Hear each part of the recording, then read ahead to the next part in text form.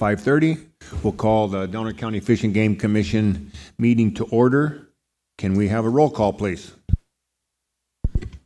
Chairman Rob Miller. Yes. Commissioner J. Tuck Steinruck. Commissioner Kendall Smith. Commissioner Helen Ferguson. Commissioner Job Silva. Yep. Commissioner Steve Avila. Commissioner Sherman Jackson. Yes. Commissioner Sal Hernandez. Here.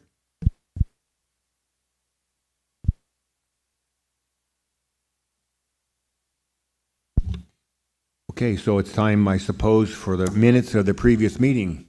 I'm assuming folks have read them. Is anybody approving the minutes of the previous meeting of July 8th?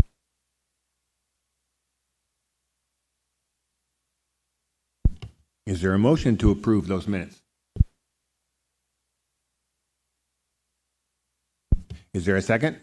And there's a second. All in favor? Aye. Opposed?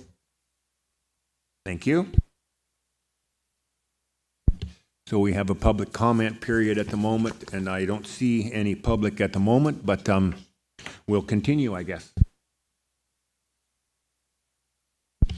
Any status reports from any individuals? Oh, there's the public. Hey. Oh.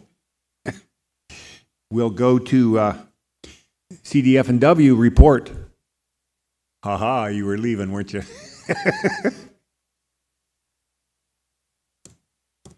I don't know, you have to ask I don't think.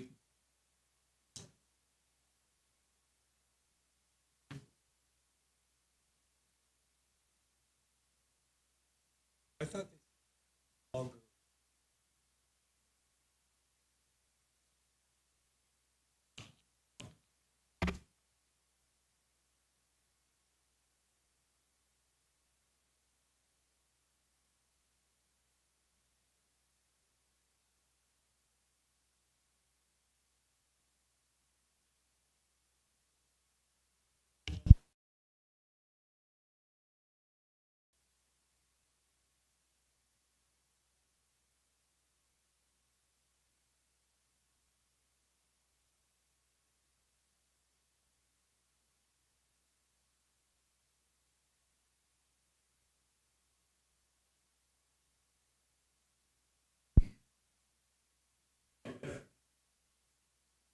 Okay. All right. Sound better? Okay. So I'm going to give an update brief on the dune restoration project itself, just on the background and how it's all going and everything, and then we'll go into the hunting season, and then when I'm done, we can ask questions then, if you don't mind. Okay. So European beach grass, introduced late 1800s to stabilize coastal dune environments and allow development. Once established, vigorous root system facilitates dune building ability. Steep beach grass foredunes parallel to shore over most of the west coast has replaced original low hummocky transverse dunes. Beach grass has frozen previously mobile dune systems by reducing or stopping sand movement, and sand movement is critical for the natural maintenance of ecologically intact dune systems. In addition to altering shoreline topography, it negatively impacts native plant and animal communities. It outcompetes native plant species and eliminates biodiversity by establishing a monoculture that offers little value to most wildlife. Eradication of beach grass will assure a more resilient coastline in the face of climate change. Restoring natural processes will allow the beach and dunes, the entire ecosystem, to translate inland as sea level rises and beach erosion increases. The objectives of the Lake Earl Coastal Dune Restoration Project are to restore natural coastal dune processes and self-maintaining open sandspit habitat at the Lake Earl Wildlife Area, promote recolonization by native dune mat and native dune grass vegetation, and provide increased benefits for sensitive wildlife species that depend on these habitat types. And here is a boundary of the Coastal Dune Restoration Project there at the mouth of Tolowa. It is 98 acres north and south of the mouth total. Here's a better aerial view. You can see the majority of it is at the south end of the mouth. Similar restoration efforts are taking place adjacent on Tolowa Dune State Parks. Once both projects are complete, the natural processes will be restored on over 360 acres. And the project area south of the mouth, effective removal strategies of beach grass include manual removal, mechanical removal, which means heavy equipment, and chemical control or combinations of all three strategies. The project boundary includes archaeological resources and wetland habitats that necessitate manual removal as the appropriate method. That's the yellow area. The area shown in red is suitable for mechanical burial, as I said, heavy equipment. Regardless of the initial treatment method, multiple follow-ups to manually remove beach grass resprouts are necessary to eradicate this invasive plant. After the restoration plan was approved, there was no funding available. The Tolowa Dune stewards organized volunteers to remove European beach grass, started involving young people in the restoration project and other educational activities on the Tolowa coast. So here we have a picture of the Tolowa Dune stewards working with the Del Norte County's Youth Training Academy and Sierra Service Project youth and their families removing beach grass at the project area. Now, by 2018, with only volunteers, stewards had 4.39 acres under management. That's the area in bright green, the bottom. And they were awarded a grant from the Wildlife Conservation Board to fund a portion of the restoration plan. Upon completion of this grant, 13.63 acres were under management within the Lake Earl Wildlife Area, half acre more than estimated, and you can see the bright areas in green reflecting the new areas under management, removing beach grass from the sandbar as well. So just some before and after for you here. The left is before manual removal, and then moving on subsequent years, you can start to see the native vegetation reestablishing itself. All that green there is native dune plants. More before and after here. Again, you see the same process occurring with the manual removal. This is the heavy equipment burial. You can see the before and after. Open sand, you can see the sand movement.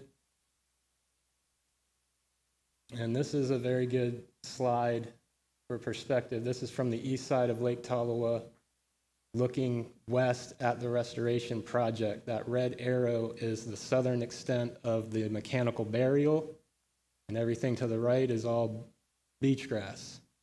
And below the subsequent years, you can see after the beach grass was removed and buried, you have open sand, and at the bottom, the June 2022, you can see the edges of the lagoon, the native dune plants starting to crawl up from the lagoon into the open sand. In February of 2023, WCB awarded funding to the stewards to continue the work in the restoration plan, and the work plan using the funds of the second grant completes all dune restoration south of the mouth of the lagoon to the border of the corresponding restoration at Tolowa State Park. This includes manual removal on 9.25 acres adjacent to and within the wetlands in yellow again, and mechanically burying red an additional 8.6 acres. As of September 2024, a total of 19.9 acres are under management. Paid crews include the Northwest Youth Corps, the Tolowa Dani Tribal Resources Field Crew, and the California Conservation Corps. Again, some more before and after photos from this second grant work. You can see the piles of beach grass have all been burned by December, and then here in June, you've got open sand and some native species starting to move in. Similar before and after, there's all the piles of pulled grass. They've been burned by winter. Again, native plants coming back in 1st June of that year.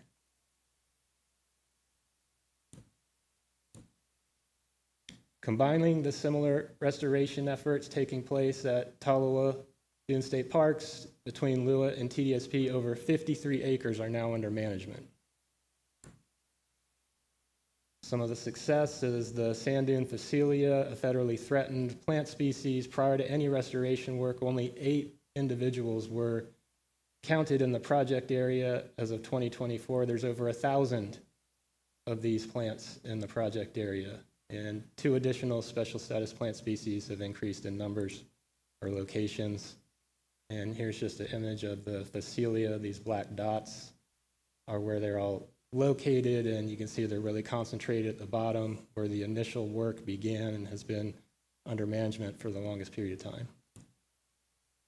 The western snowy plover, the federally listed shorebird, the project boundary is within the designated critical habitat of the plover. That's in red there within the black boundary. Until 2016, plovers had not attempted to nest in the area since 1989, and they nested irregularly to 2022. You can see some of the numbers there. 2022, 4 nests were attempted, all failed. And you can see the dots there in green. They're nesting in the project area, in the work area. In 2023, they attempted to nest 5 times. 2 of the nests north of the mouth were successful. That's for the first time in 40 years they were successful nesting at Lake Earl. Here's a picture of the hatchlings and one of their eggs still unhatched. So that's a pretty huge deal to have success after 40 years of nothing happening and no nests attempted for most of that time. 2024, 15 nesting attempts in the project area. You can see all those dots there. They were unsuccessful, but 1 on the northwest Lake Tolowa fledged 2 plovers, and there were 4 successful nests adjacent to Tolowa Dune State Park, just south of the project area. So it's a plover hotspot now. Many variables to consider planning for this work include the time of year, the lake level, the breach, the tides, the presence of plovers, are they nesting? All that gets taken into account to decide where and where you're able to work.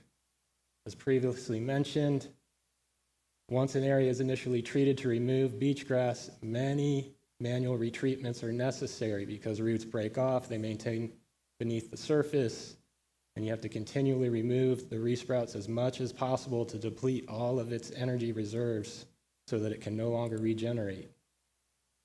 And so some of the difficulties with deciding where and when you can work, here's a plover nest with the 100-meter minimum buffer around the nest, which means you can't work in that area. And that's the minimum distance. And so it's not feasible to work in some areas depending on the plover and nest location. So the black line there represents the 100-meter buffer from the sandbar. And so in October and November of 2023, beach grass was removed ahead of that buffer, and it was treated for resprouts again in December and January and February and in early March in consultation with Fish and Wildlife Service with the supervision of a plover monitor.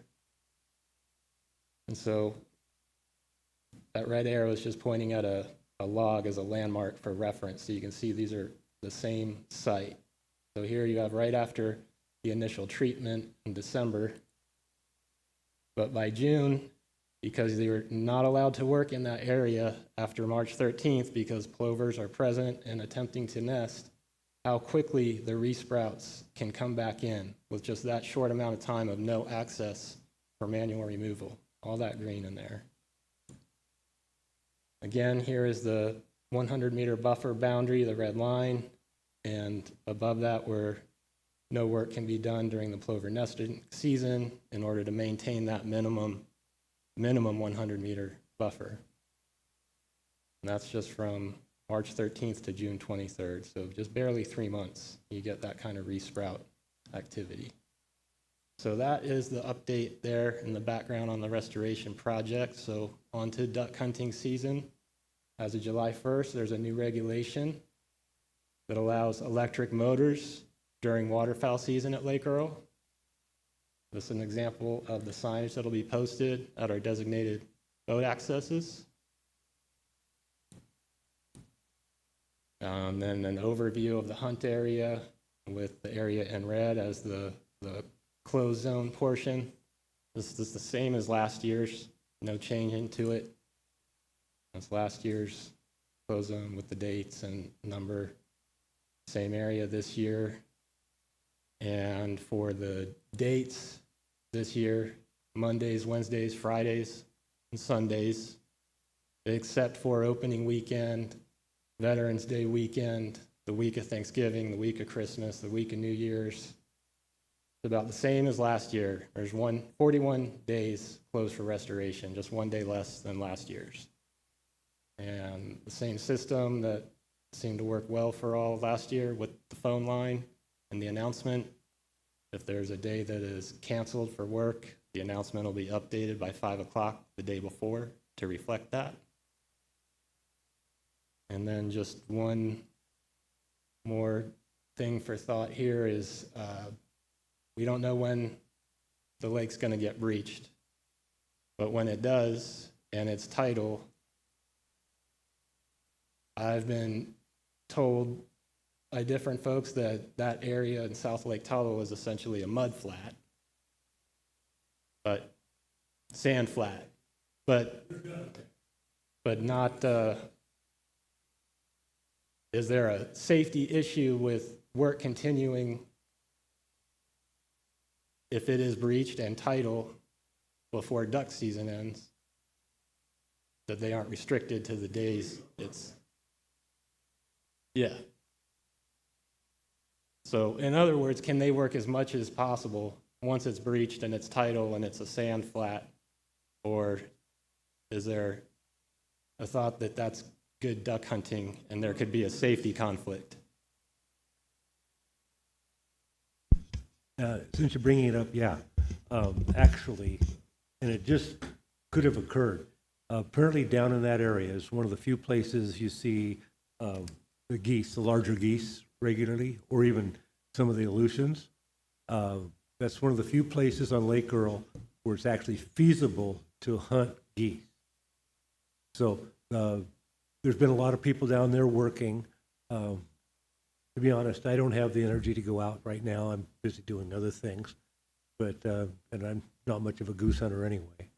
But should someone want to do it, we've been real concerned because we had no idea when or if the removal was going to be occurring, and there would be conflicts if somebody was out there goose hunting. Now, we still have to remain within 100 feet of the water's edge to hunt there. You know, that's the regulation for the whole whole place. And so that kind of, I don't know. I don't think anybody actually thought of that. This is the first year we've had an early goose season like that. Well, and nobody knows when the lagoon's going to get breached. Well, Right. see, That's nobody just knew it. when they were going to be pulling, and that's why we were requesting input earlier in the year. And it's mainly because of the goose thing. It was kind of a little different. We weren't expecting that from, the department. When, do you remember or have any information as to when, roughly speaking, on the average, the breach of the lake is necessary? In other words, it's very variable. Some years you don't have to, right? Some years you do. But one would seem like, based upon rain, that it would generally happen in January, right? Generally. January. Yeah. Generally. And when is duck season over? The end of January. January So 31st. so the conflict potential between a breach and someone hunting ducks or geese or whatever is a relatively short window, potentially. And so I would think it would be best to continue on the process of, Friday and Saturday hunting availability through, and if their lake gets breached, till the end of January or whenever the hunting season is over, and then it's free run again. Yeah, because the later goose season is on private land only, so that becomes a moot point for that area. It's just on the early part of it. Yeah, yeah, the March season. Yeah. Yeah. So hopefully that answers the question as to whether or not would need to eliminate hunting after the lake has been breached. The answer is no, probably should continue until the end of duck season. Probably. Sounds like. What does everybody else think? You see, I need to find that. Did you say it would, the closures are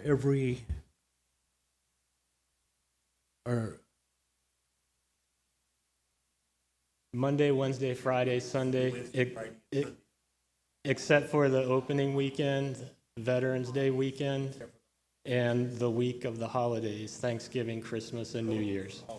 Yes. okay? Are we going to have the same call-in thing? So Same when there's phone a number, storm- same announcement, Okay. The same, reason I say that is because Tolowa, the south end of Tolowa is the only place that I'm aware of that you have a chance of getting a brant in our county. And most of us are not going to go out there on a sunny day. You know, if it's storming, then I would probably give it a try. So, you know, and it's probably, you know, so if it's storming on a Sunday, you know, I would hope that you guys they probably wouldn't be out there during a storm. Is that correct? Depends on what the telephone. yeah. Okay. Telephone thing says they're going to be Sunday storm or no Sunday. Okay, but if I go out there and there's nobody there, what do I do?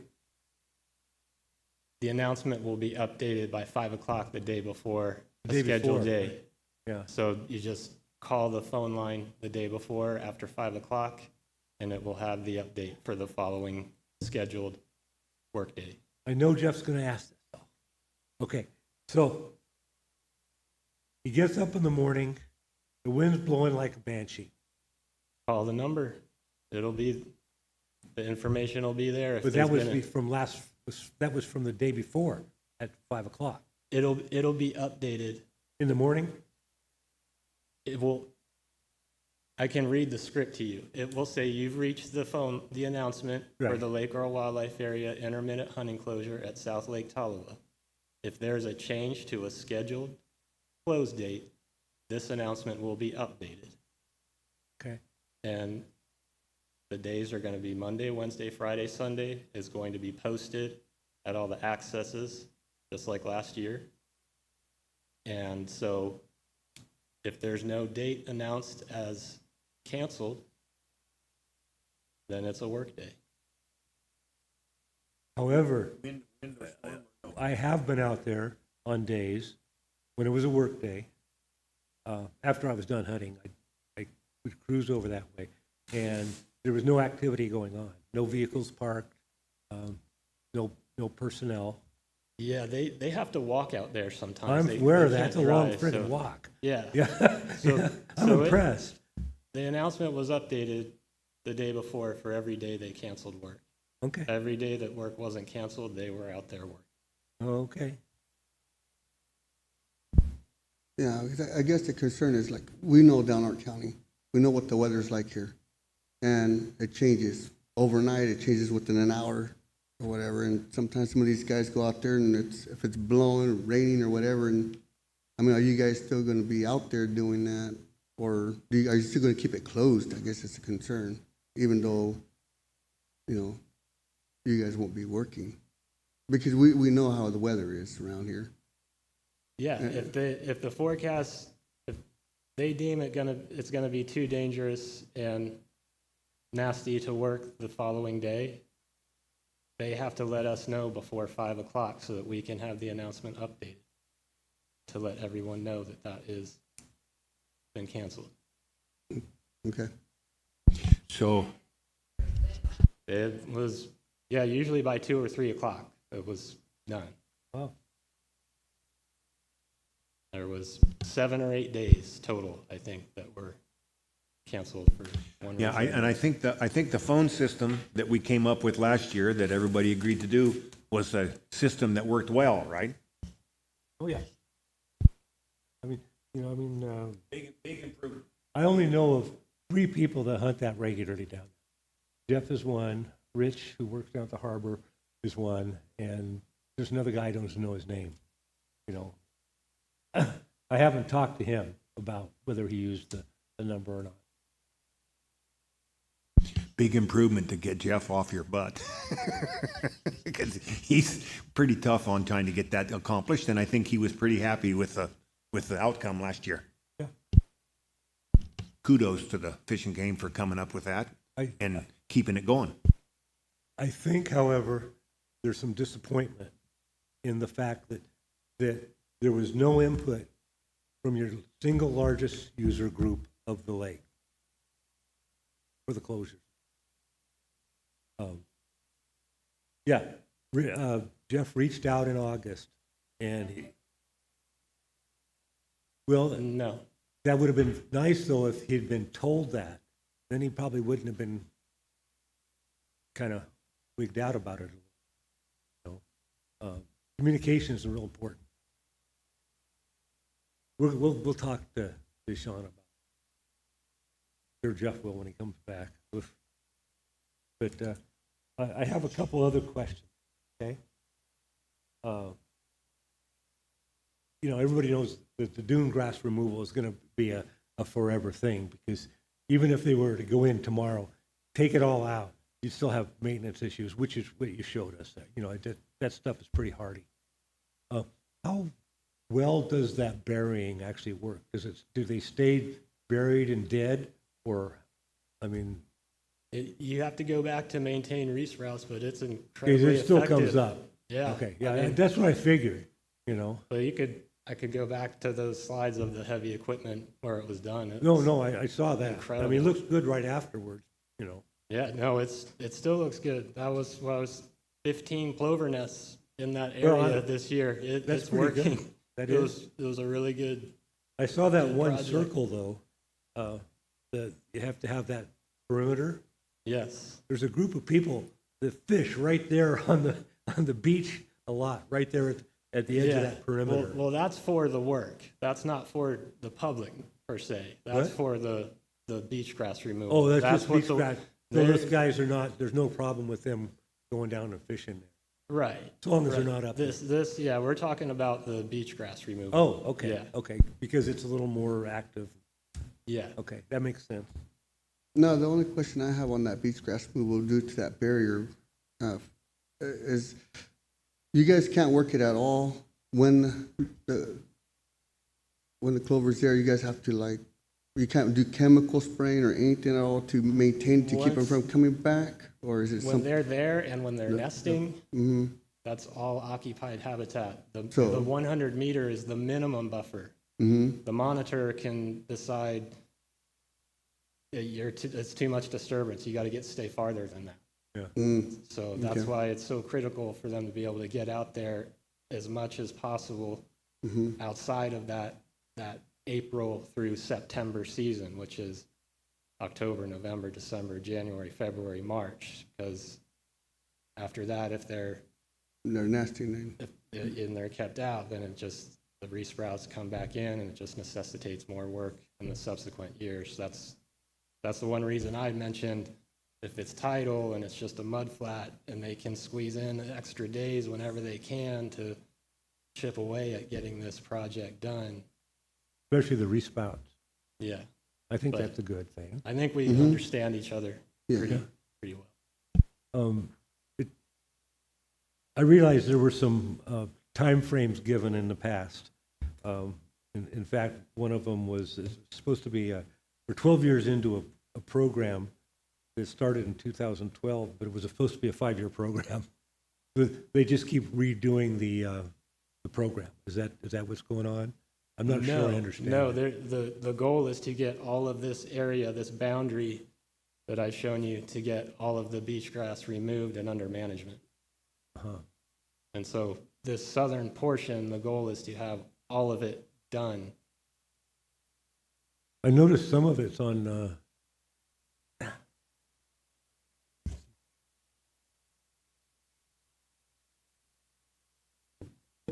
No, I guess that's not the road. Sorry. I thought it went over to the road. Yeah, I can go back. I can see where I can go back to look at some of this stuff that you're talking about. Oh, yeah. I'm sorry. But you saw that main road that goes straight at the lake? That comes off the double road? I thought Yeah. it went to there, but it doesn't. I've never, sorry. Well, the project itself does. No. The whole project does go up to that end. Yeah, What we're talking about now, this is the southern portion of the project. yeah. All of this is what they're working on to complete. The other question Jeff had that he wanted me to ask is he said there was a lot of other green plant removal been going on, as with woody debris too. It was being piled into the burn piles. Do you know anything about that? There is some secondary invasives that come in that they're removing as they go. Oh, there Also, are other yeah. invasives? I thought everything was pretty much other than the dune grass. Yeah, there is the dune grass, but there is, once you remove it, you have a lot of the native species come back in and recolonize. But like any project, there's other non-natives that want to take Okay. advantage of it too. So they are So you guys have managing that. a monitor out there that says, okay, this, but not that? Oh, yeah. Everybody's pretty, I would imagine everybody's pretty aware of what. Oh, what yeah, can. they flag all of the special status plants are all flagged and marked. They have like designated trails that they walk single file through and, Okay. I wish you guys could get out there with some mechanical again. they will, I can, so use a mouse pad.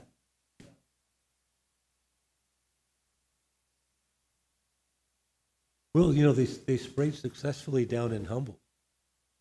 But now, Fish and Wildlife has no problem with spraying on their land, right? I understood it was the state parks that doesn't allow any kind of spraying.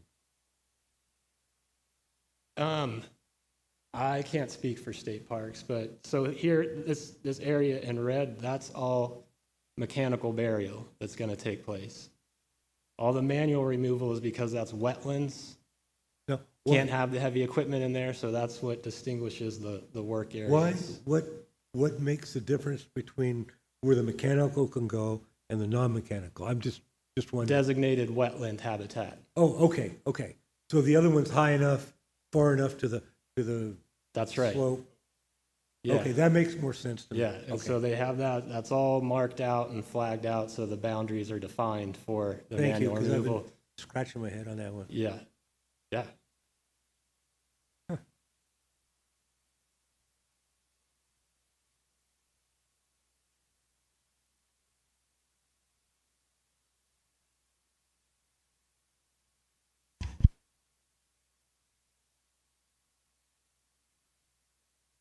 Some will. It all depends on the particular spot, but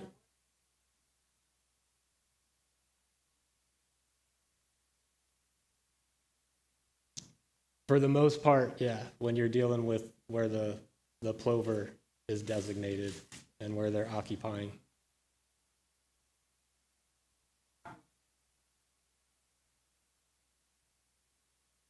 Well, at least till this all gets put under management, and then you'll have a better idea of just how much work needs to go on where. No. Fire's the only thing that eats it, and removing it is the only thing that eats it. Fire is the only thing that eats it. So in the original first year, 1 or 2 or 3 acres, I can't remember the exact amount of acreage that was done in the original test. That was 2 or 3 or 4 years ago, correct? 5 years ago, the original pulling? And maybe it's 8 years. They started in 2011. Okay, so in the 2011, let's say 2012, those 2 years, that area, are they still having to go back to remove a volunteer that come through from the rhizomes, or in other words, that's a 6, 7, 8 year process, right? And it continues to come back, so that continues to have to be managed. It's less And and more less. has to be pulled. It's less, but it It's still less. has to be. So that's what we were trying to get at is the retreatments until you deplete all of the energy Right. and it's gone. And so far, that's not happened in any of the places, Yes, including it the has. beginning. Yeah, it has. Once they're under management, so see here, this green area here, it's under management. And under management means there's no beach grass there? That's minimal. It means it's depleted to the point where there's just, And how long ago was that green area actually pulled, quote unquote, manually? well, this is, map right here is by 2018. So now Okay, so 6 years ago, this was finished the process of pulling, and then they've gone back and they continue to manage it, and they're continuing to get some emergence of new plants, but fewer and fewer and fewer each year. yes. Yeah. Still having emergence, but fewer and fewer. So if somebody actually stopped managing the area, it would come right back again It would, and proliferate. it would, Yeah. it would Think, start to think come back. blackberry Yeah. bushes. Yeah, yeah, yeah, oh, yeah, yeah, yeah, yeah. No, I got it. Okay. So as Helen said, it's probably something that's going to have to continue for many Forever. years, Forever, many probably. years.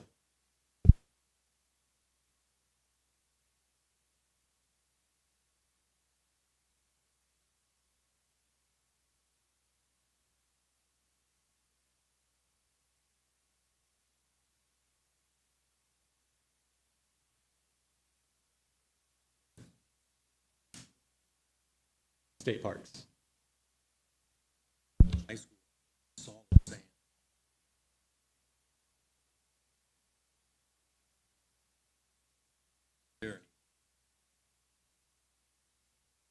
So has Fish and Fish and Wildlife actually sprayed sections with herbicide Not at Lake Earl. anywhere on invasive beach grass that they know whether or not some sort of herbicide application actually eliminates the regrowth? Well, it'll kill the plant. You haven't removed the plant. You just got whatever dead plant the chemical has there. And you still have to do something with that. That's not how they're doing this project. But didn't they do that in Humboldt County? They did some of that, but I can't really speak to Yeah, their I mean, I've project. never I'm not- heard how it turned out. I don't know. Well, I don't know, if take a pair of binoculars up on Table Bluff, look over Ocean Ranch. It's whatever that is now, I'm not sure what they call it. Yeah, Ocean Ranch. Yeah, it looks great, you know. I think that's where the spraying was done. I think that's what Sean told me. He did that down there. Yeah, I'll let them speak more about their project. If in fact that spraying actually works and eliminates the year after year after year after year investment, I don't That- think it works that way. I could well, say if, that. if there was beach grass in that Ocean Ranch property in Humboldt County and it's been sprayed and there's little or no beach grass, significant improvement, right?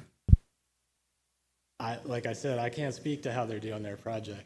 And I don't know what they're doing So, with all the vegetative material, the dead material that's just sitting there after they spray it. I don't know what they're doing with that.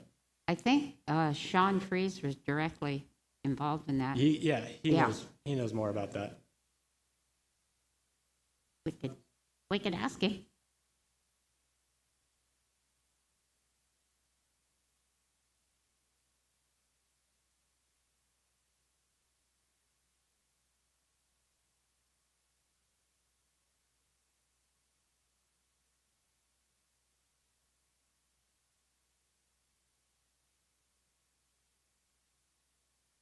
Personally, I'm just happy that it's virtually the same as the way it was last year, and it seems to be a solution.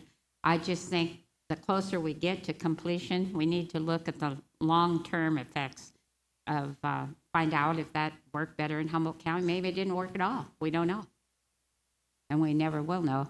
But then take another look at it afterwards. Right now, it's working the best it can be, I think.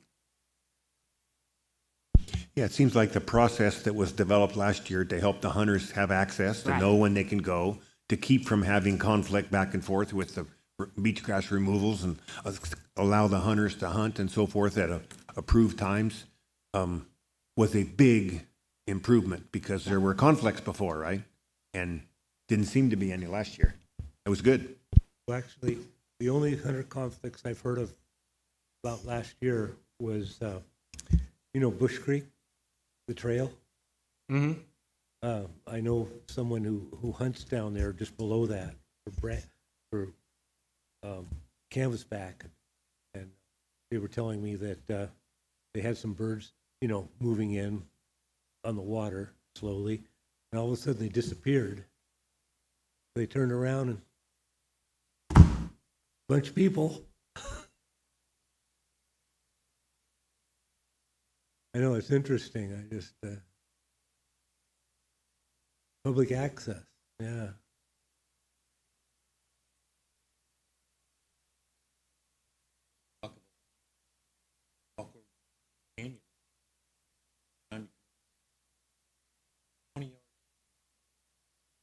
Stand up.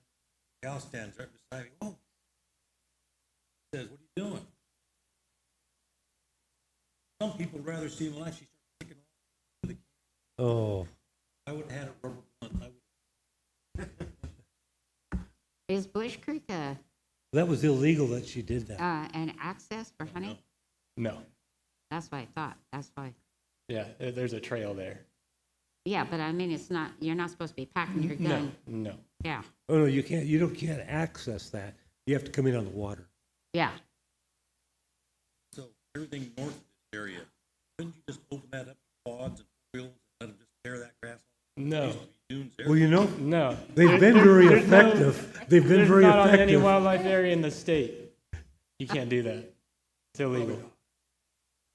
The funny thing is, though, places where I've seen dunes covered with dune grass, these guys who are in there, and they go in there and they run their Jeeps and quads and whatever all over the place on it, and the dune goes down and the grass is gone. It's just, I know it's not exactly a PC solution. Yeah, it's not allowed on the wildlife areas.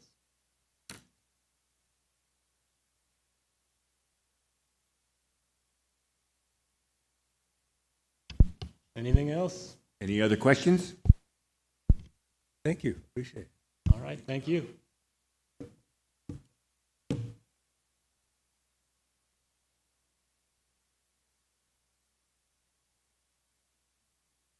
We'll continue on with the agenda. Any discussion about public, federal, or state land issues of any kind?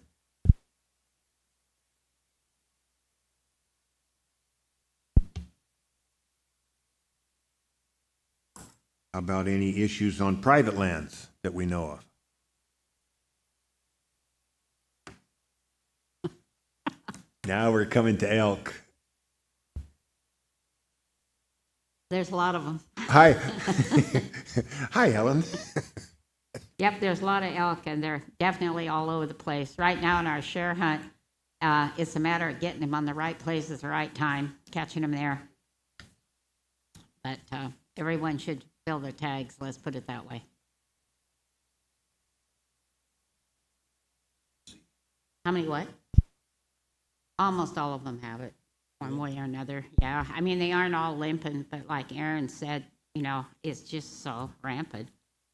What I don't understand, I saw one limping the other day, and I was driving. I was by myself, so I should have just pulled over and given you guys the Fish and Game a call. It was over by that White House at the bottom of the Crestland Hill, that one field there. But why don't they have a list of people to call who would be willing to buy a tag, pay the state, harvest the animal, and the state doesn't have to pay somebody to come out and shoot it and remove it? Well, a local warden here's one that shoots them. Well, I know.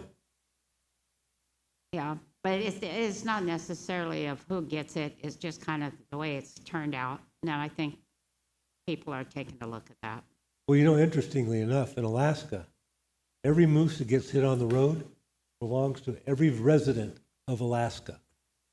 And anybody can get on the list to be called.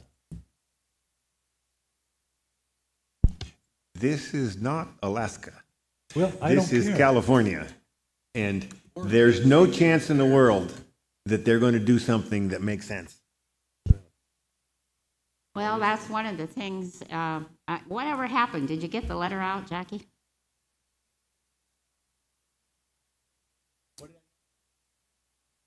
I wrote the letter, and I've been asking her for a couple months if there's any response, so finally, and she said the other day, and I go, no, she sent to you, and so any. I contacted you about 2 weeks ago. It's still current, so we just need to send it. I apologize. We need to send it. Send it to me again then. I don't know if I even saved it. I hope I did. Any idea how long ago? I wrote it about 2-3 weeks after our last, and you got it because you said to use the word commission instead of committee, which I had inadvertently used. It's not outdated. It's the same questions. I thought Jackie was losing her mind. I kept asking her, did you hear back? And she kept saying no. And finally she said, what was I supposed to hear back on?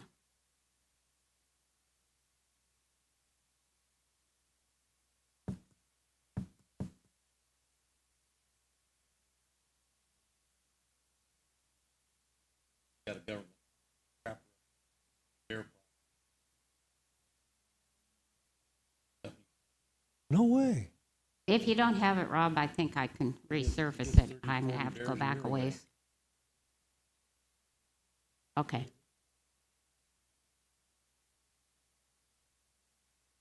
Yeah. And I think that the people will be happy to come for a meeting. I mean, they're gonna have to. That's all there is to it.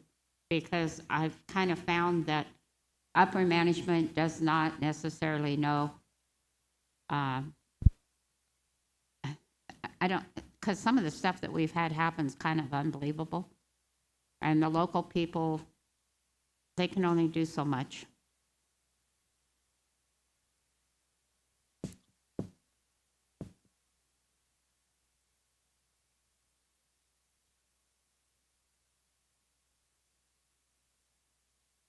But at any rate, maybe we can get them.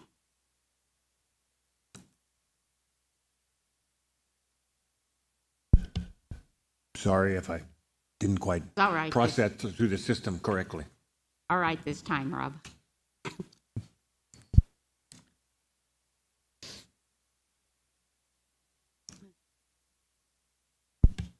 Yeah. So, there should be the invitation to those folks to have an elk meeting here. Yes, correct. I mean, you know better than anyone really that the issues aren't going away. They're getting harder and harder, They are. and more and more and more and more. And the people from Sacramento, the people from Redding need to come, and they need to see the issue, right? That's correct. And And I think for whatever reason, Region 1 hasn't really carried the message too well to upper management. I think they need to actually be here and hear from everyone what's going on, including our local wardens and so forth. No, just they need a much clearer picture of what needs to be done. it's hard to imagine that they have any answer to the problem. Well, I asked for 15 depredation permits. That's kind of how we got it going. And then people saying, wow. And whether they know of a solution now or not, that's their job to come up with one. And the solution is simple. You have to eliminate the population. That's correct. And you got two ways to do it. You either do it with a gun or you potentially do it with a dart for sterilization. Yeah, and then see what's happened, you guys, is that the foot rot has become increasingly more widespread, and that was one of the main arguments of not moving it anywhere else to a healthy herd, and the foot rot is getting worse. So, they did ask us not to kill as many elk out in the Tallowa Dunes area. And I said, well, kind of wherever they are, you know, I mean, because they move around so much. Like we had one herd that was from the casino area that was at Hambros. So that's, and they documented it through a cow collar, one of the cows, and one of the other collars, something happened, but that one cow they can tell. And then there was like a herd just on north of the Smith River or Dr. Fine Bridge where they're building that. We don't know where that one came from day before yesterday. And then there's part of a herd, and we don't know if it's coming from Kings Valley over to South Bank. And then there's the herd that goes under 101 that goes down onto Matt Westbrook's there. And eventually that herd, I think, will kind of head towards Tallowa Dunes, back through there. And then like Billy Tedson got a couple of his in the hunt last week with, they were kind of behind Brock's property and his property in there. And so they're all over. The Hambros property has been a nice addition. We've harvested 2 cows out of there so far. Well, see, I don't really know if there seems to be 2 different herds. The last herd that was there was really spooky on Saturday, and the other herd that's been coming there, which is part of the casino herd, they're much more domesticated, shall we say.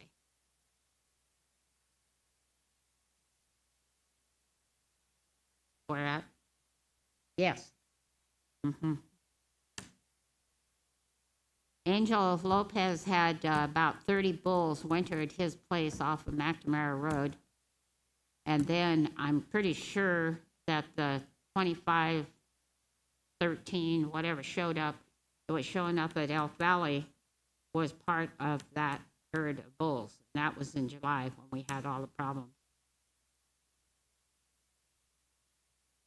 And I have no clue where the herd of bulls at Lakeview was coming from, but they're everywhere. Well, they're going to travel many miles during the breeding season. Well, that's kind of true. Like there was one big bull there by Mike Koopman's place that joins Matt's, and nice big bull, but he does have foot rot.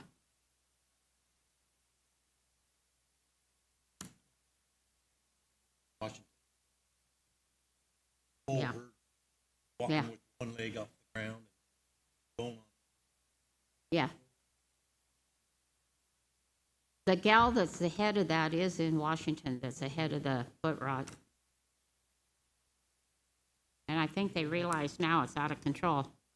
But we told them a long time ago about the foot rot.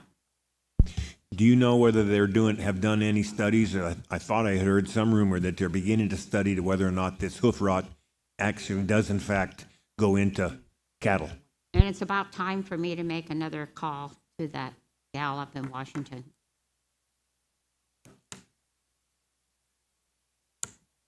Anything's possible. Huh? Yeah, bacteria. Yeah.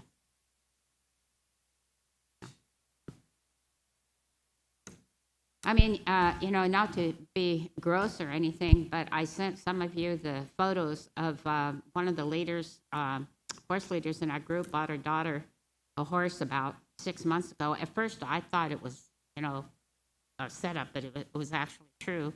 And the neighbors called And there was 2 bull elk that was going in there as a gilding, and the elk were mounting it and actually penetrating the horse. And the lady's biggest fear was that the horse would say, okay, enough's enough, and kick at the elk and then have the horse get gored. We tried to get someone down there from the Pacific Northwest hunt with a bow, but it was about 3-4 days before the season entered, and it's not in the share program. On the birch, track.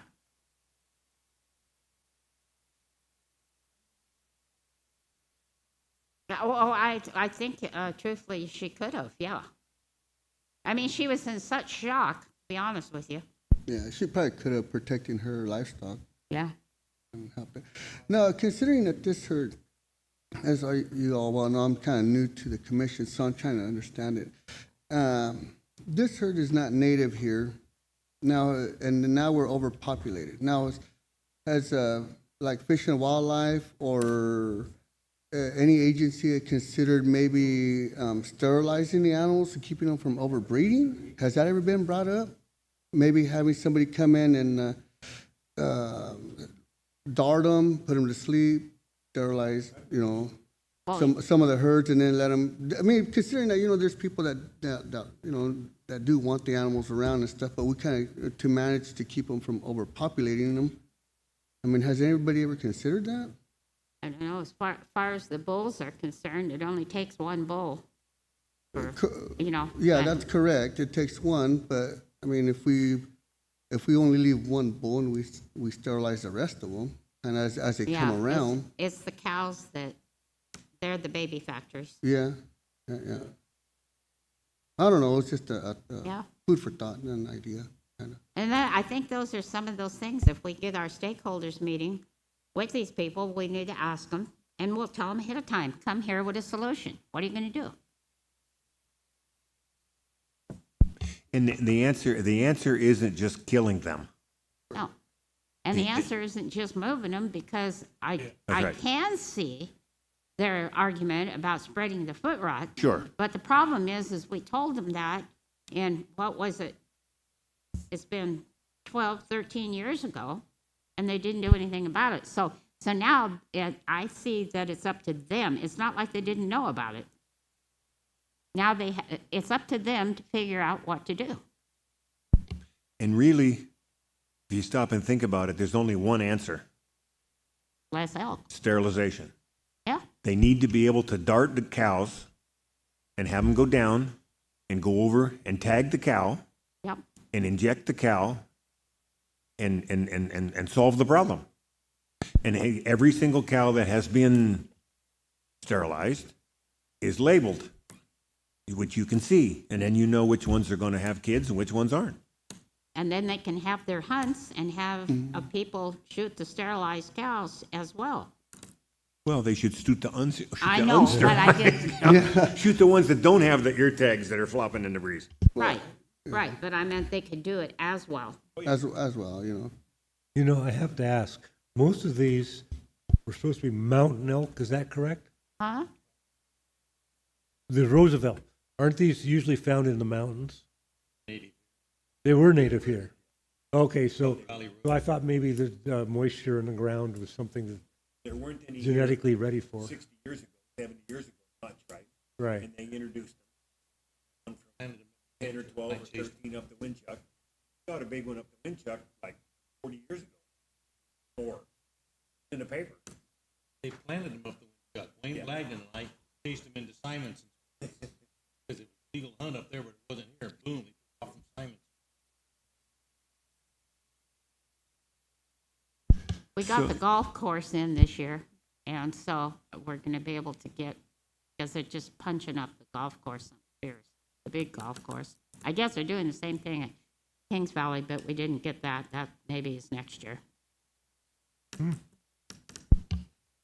So the Chinook listing process, I don't know that we have anything to add at the moment to that.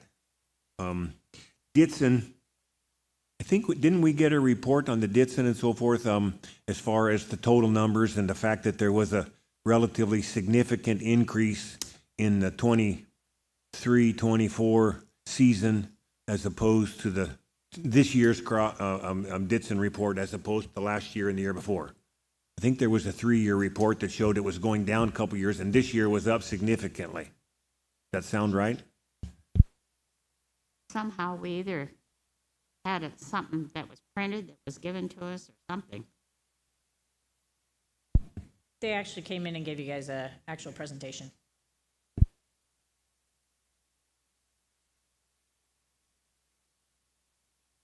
Numbers are up significantly.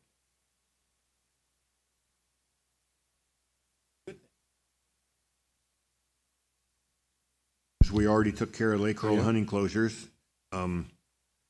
ESA of Chinook salmon and pheasant hunt was a success. Oh, it's huge, huge. But and I think they plan on doing at least that one, plus maybe some more next year of some sort. But the big thing is, and I didn't realize this, okay, we had the hunter safety there at the Grange Halls for adults and kids, and we can do another couple of those. The main thing is the wardens put that on. They only have so much time, and they can get certified people to do it and so forth. But, you know, a few years ago, I went online, and you could get certified online, which I think was kind of a bad deal, because especially for children, an adult could take it, no one would know the difference. But as of July 27th of this year, that program has been removed. So you can no longer take it online. Thank goodness. And so it has to be in person in a classroom setting. And they said the reason they did that was for COVID, but I could have swore it was in place before COVID, but whatever. It's not there anymore. I think they're finding out that that's not a good thing. Yeah.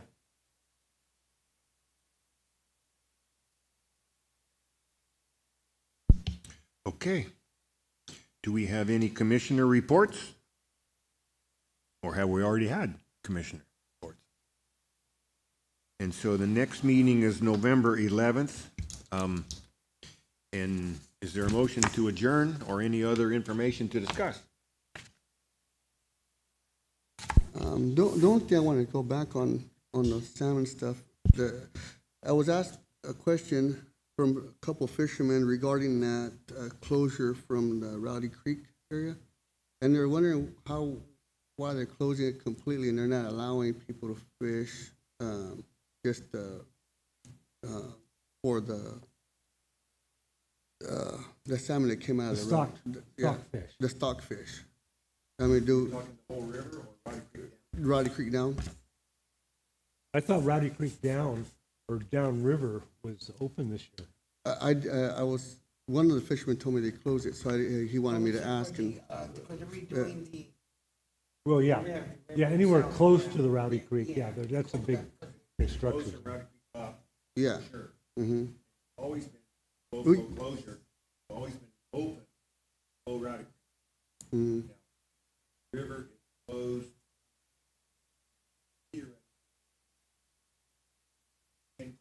Yeah, yeah, For retention. for retention, yeah. Okay. Can't It was select just a them quick out. question, I just didn't know, and I was told to ask, I was like, I don't know, I'll ask. See. Theory, you can catch a hatchery mark Mm-hmm. Mm-hmm. catch a wild fish. Release it, yeah. Well, that would mean the only place in California you can legally fish for salmon, Mm-hmm. Smith River. Is the Smith River, yeah. Okay. I'm surprised. Not be able to fish. Mm-hmm. Yeah, Steelhead, mm-hmm. trout, catch salmon, angling. Mm-hmm. Okay.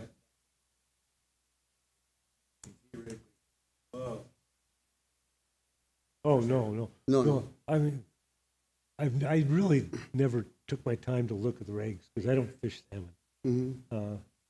But I don't think I'd send anybody to go fish there until I found out. Yeah, that's what I wanted to find out, see what the status is. I'll look into it some more. I think very possible of Rowdy Creek.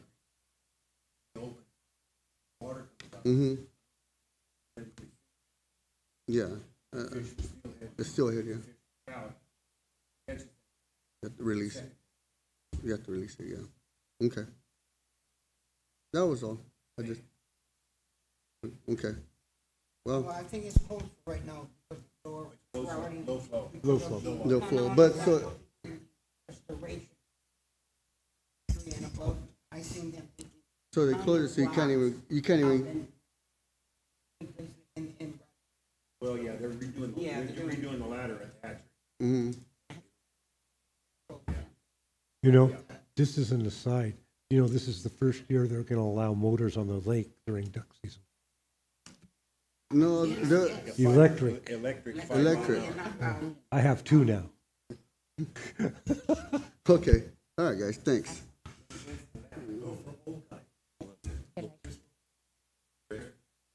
Was there a motion to adjourn? I motion. There's a motion and second. All in favor? Aye.